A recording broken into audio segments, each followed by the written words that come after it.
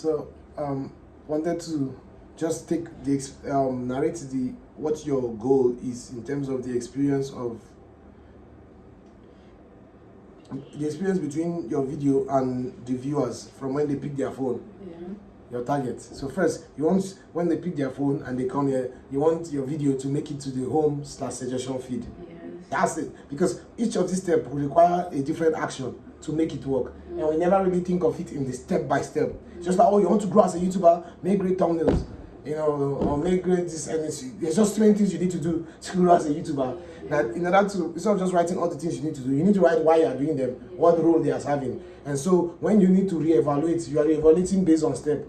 Maybe I'm reevaluating what I want to do, maybe just the idea, or maybe the presentation. Not, you understand? Yeah. So I wanted one document, one just note that has all that. So you want to first make it to the homepage. Yeah. Or the suggestion feed. Suggestion feed meaning when they are watching a video, the next, like beside the video. Yeah. Now you want them to actually stop scrolling as they're on this homepage. You want them to stop scrolling when they see your video. Mm-hmm. And what is going to make them do that is different. Like for the first one now, what is going to get you on the home page? What is going to get you suggested? Is the everything. The idea, the packaging, the video presentation is what would have helped your content get in front of somebody. Yes. You understand? Yeah.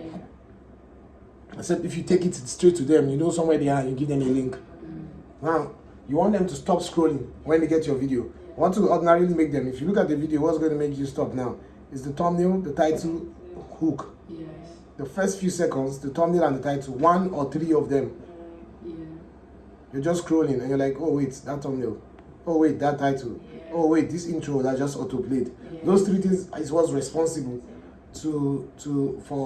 But now, what then makes them compelled to click? Mm-hmm. It's not the thumbnail. It's not the title. Neither is it the intro. It's the idea, which is communicated through these three things. Yes. When they choose to click, it means you've done a great job with the thumbnail, title, and intro, that they understand to an extent what this could be, Yes. and they want to see it. Yes. They care about the idea. You know, if you put Lionel Messi's face and Cristiano Ronaldo, and they see it, no matter how good the thumbnail is, if they don't care about a video concerning these two people, they are not going to click. Yes. So when they are clicking, it means your idea has worked. Yes. They feel, and your goal is to make them feel compelled to click. It should be almost like they have no choice but to click. Next up now, you want them to feel compelled to watch the end. They've clicked, the video has started. Now you want them to feel compelled to watch the end. What will do that? Your video presentation. Yeah.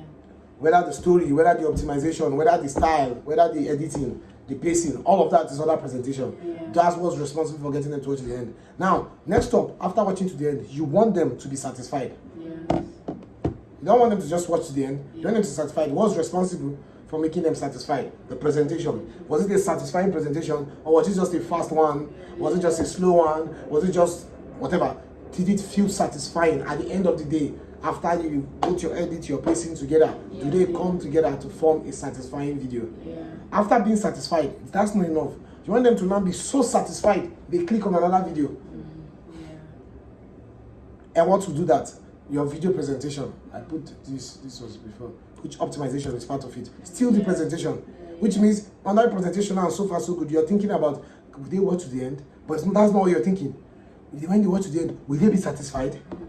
When they are satisfied, will they want to click on another video? All of this comes into your style, the type of editing you're doing, your pacing, your storytelling, your font, your graphics. All of these are responsible for whether they watch to the end, are satisfied to click another. You are thinking about this while you're thinking of your presentation. You're not just thinking, oh, what would be dope, what would be cool, oh, great storytelling, or fast pace. You're thinking, can this make a person watch to the end, Yes.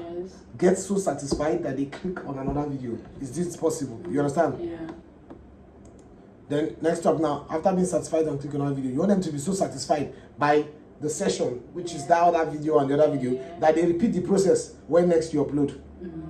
What will give that now? The consistency with the other videos. Which means that thing you put in this video that made them so satisfied that they click on another video, that they watch to the end and click on another video. You have to make sure it's present in your other videos. Not that your other videos, some of them are satisfying, some of them are not. Yeah. So literally on YouTube, you cannot afford one bad video. That's why. That's what makes one bad video bad for you. That's why the idea, Mr. Beast's idea of posting only when you have a good video is actually the best way to work around YouTube recommendation system. Because of session time. Yeah.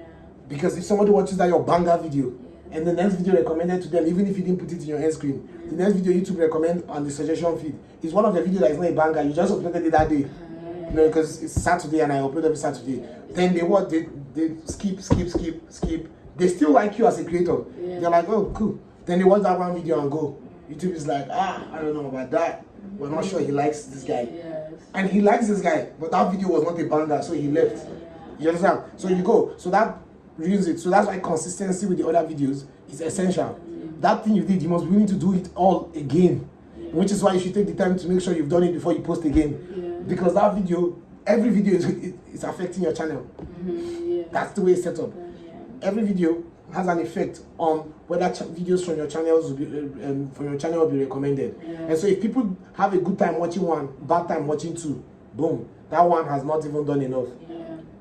Most especially if they have other creators that they are watching who are consistent. It means that their watch history is so full with about 17 Mr. Beast videos and 7 Iraq videos. So you can't afford one bad video. It's better, you are better off with just one video on the channel. They watch that one video and they are very satisfied. Versus they watch one video, they are satisfied, they watch another one, they are not satisfied. And that's the trick, the mindset behind or the approach Dream took. The approach Dream took was to remove every video before he started making those epic videos. So that a viewer does not watch and is not satisfied. And they are long, some of them. So they click and it's like, no, just don't worry, these are just what is on this channel. So yeah, that's the journey. Starting from you want your video to pop up on their page. Okay, the last one is target. You want to target to become super fan after watching multiple videos over time. Now it's not, you don't stop there still. They need to become super fans. They need to buy merch. They need to love you so much. They need to share your videos. They need to talk about you. That's one aspect that's never talked about. In a way, understandably so, because many people have never gotten through all these steps. But without becoming super fan, we've had many people who have not been able to build a large number of super fans, but they've gone viral multiple times. You know, that's what happens with, you know, not to mention names, but whoever those people are that have made viral videos, and at some point it's like, yo, could this be the next guy on Paddy Galloway's page? Some even make it to Paddy Galloway's page, but don't have super fans.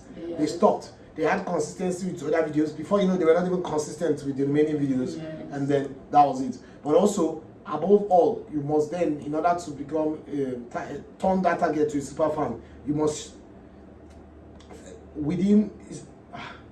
it's so complicated. That's why I didn't write it, because I'm still trying to think of one sentence that will make it easy to comprehend. But in general, it's your branding that matters. The consistency of your brand and personality across the videos and on social media platforms. Literally, super fans are not made just by watching your YouTube video. What you are saying on Twitter, what you are saying on Instagram, what you are doing outside being a YouTuber.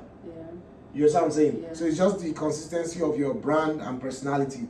Creating a good brand, good persona. It's you know, many people are super fans of Ryan Trian now because of the philanthropical aspect of that challenge.